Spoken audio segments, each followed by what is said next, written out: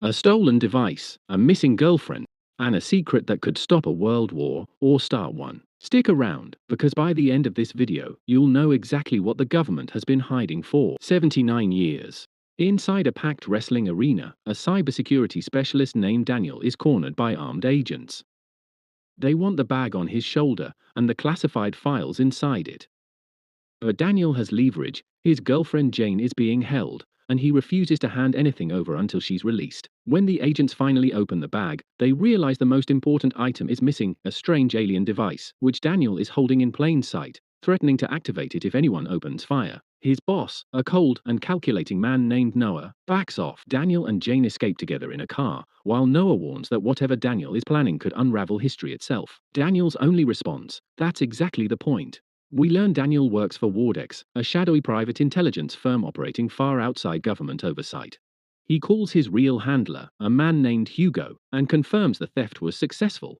Hugo tells him to hold onto the device and wait for further instructions, while Jane, confused and frightened, demands answers. Daniel insists this isn't treason, it's exposure. Back at Wardex, Noah discovers the operation is bigger than one rogue employee.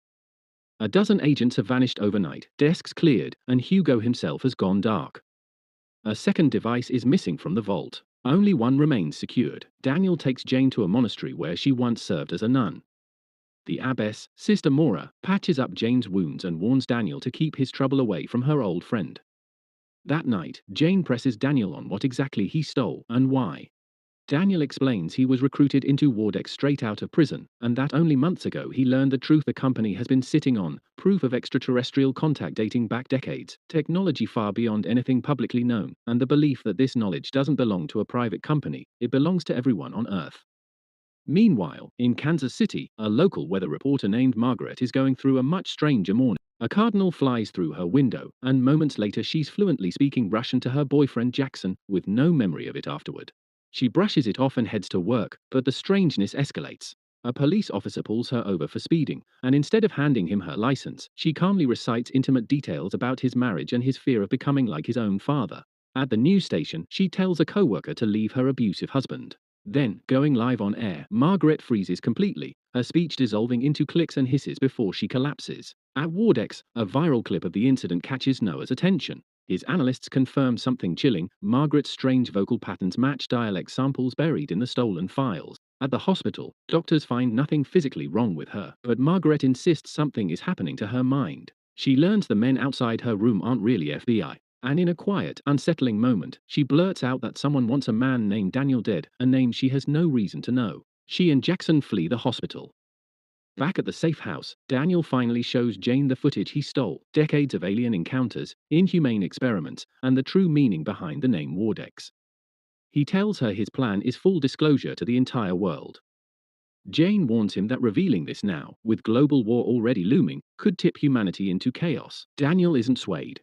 At Wardex, Noah retrieves the last device and attempts to forcibly enter Daniel's mind, and it backfires violently. His second-in-command, Boyd, realizes Daniel is something called an experiencer, someone who's had direct alien contact, making him immune to mind control. Unable to reach Daniel, they turn their focus to Jane instead, taking control of her thoughts. On the run, Margaret gets a phone call from Hugo, a man she's never met, who tells her she already knows exactly where she needs to go. Without explanation, she asks him about Daniel by a number only Wardex would know, and Hugo confirms it's him. He tells her to destroy her phone and trust her instincts. She throws it out the window and tells Jackson to drive north, insisting that's where Daniel is, even though she can't explain why. Under Noah's control, Jane unknowingly reveals Daniel's location. Wardex agents storm the farmhouse where they're hiding. Daniel crashes a stolen vehicle through the wall, grabs Jane, and flees. But during the chase, Noah seizes control of her again, forcing her hand toward a knife aimed at Daniel. She fights it just long enough to stab herself instead,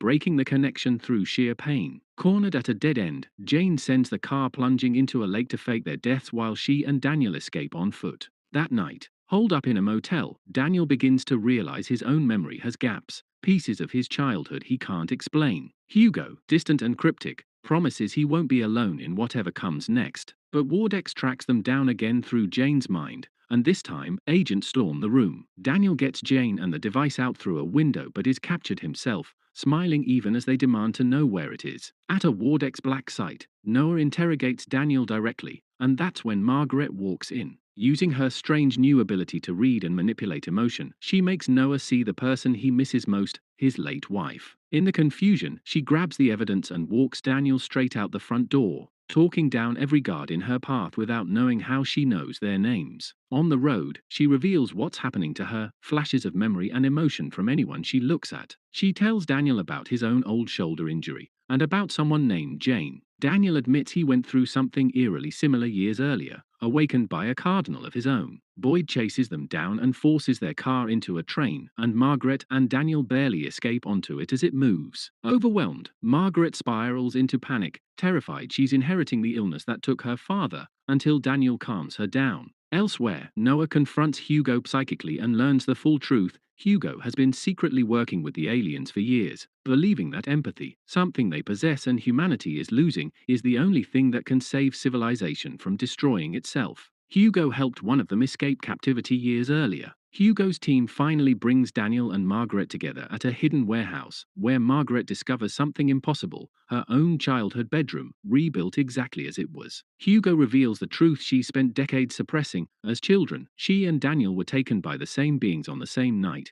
each given a different gift. Daniel, extraordinary understanding. Margaret, extraordinary empathy. As Wardex agents close in on the building, Margaret uses the recovered device to cloak the entire warehouse and everyone inside, buying just enough time to escape. The group makes it to the news station where Margaret still works. Using her influence, she talks her way onto live television, while Daniel wires the stolen footage directly into the broadcast system. Wardex cuts the power. Jane arrives just in time to hand off the device, and Margaret restores the signal herself. Noah, watching it all unfold, makes no move to stop it. As the world tunes in, decades of hidden footage begin to broadcast to every screen on the planet, and in the final moments, an alien steps forward to deliver one final message, translated live, for all of humanity to hear. And that's where we leave things, a message meant for the whole world, delivered on the day everything changed. If this kind of story pulls you in, hit subscribe, because there's a lot more where this came from. Let me know in the comments what you think that final message says.